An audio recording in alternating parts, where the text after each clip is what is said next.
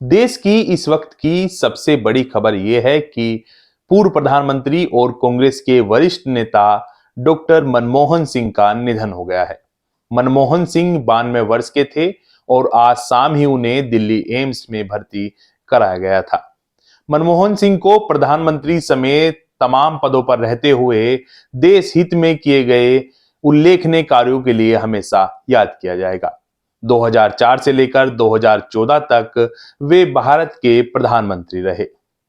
मनमोहन सिंह 33 सालों तक लगातार राज्यसभा के सदस्य रहे, लेकिन एक बार वह लोकसभा का चुनाव भी लड़े थे, लेकिन उस चुनाव में उन्हें हार का सामना करना पड़ा था। हम बात कर रहे हैं 1999 के लोकसभा चुनाव की। नमस्कार, मेरा नाम अंकुर त्यागी है और आज के इस एपिसोड में हम बात करेंगे डॉक्टर मनमोहन सिंह की। 1999 के लोकसभा चुनाव में दक्षिणी दिल्ली लोकसभा सीट से कांग्रेस ने डॉक्टर मनमोहन सिंह को प्रत्याशी बनाया था, तो भाजपा ने विजय मल्होत्रा को उनके सामने उतारा था। इस चुनाव में कई नारे भी लगे थे कि मनमोहन सिंह को लाओ और साउथ दिल्ली बचाओ, लेकिन ये नारा भी कांग्रेस और कांग्रेस के उम्मीदवार डॉक्टर मनमोहन सिंह के काम नहीं आ सका था और तमाम परिस्थितियों के बीच इस चुनाव में मनमोहन सिंह को हार का सामना करना पड़ा था।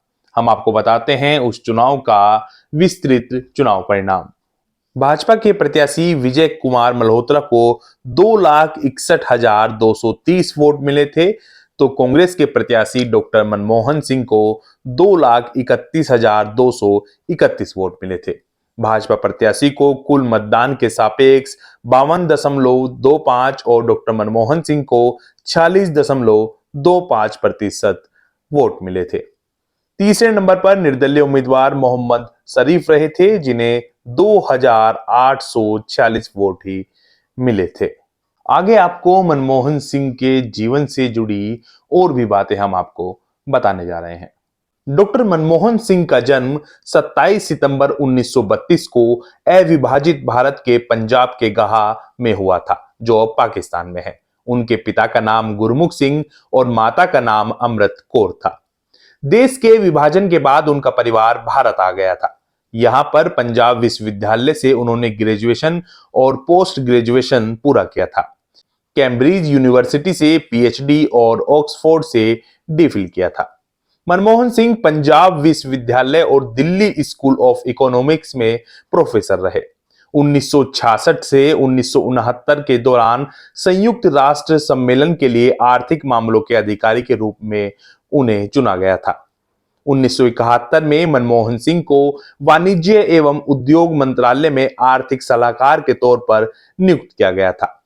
1972 में वित्त मंत्रालय में मुख्य आर्थिक सलाहकार बनाया गया था। इसके बाद वह योजना आयोग के उपाध्यक्ष भी रहे।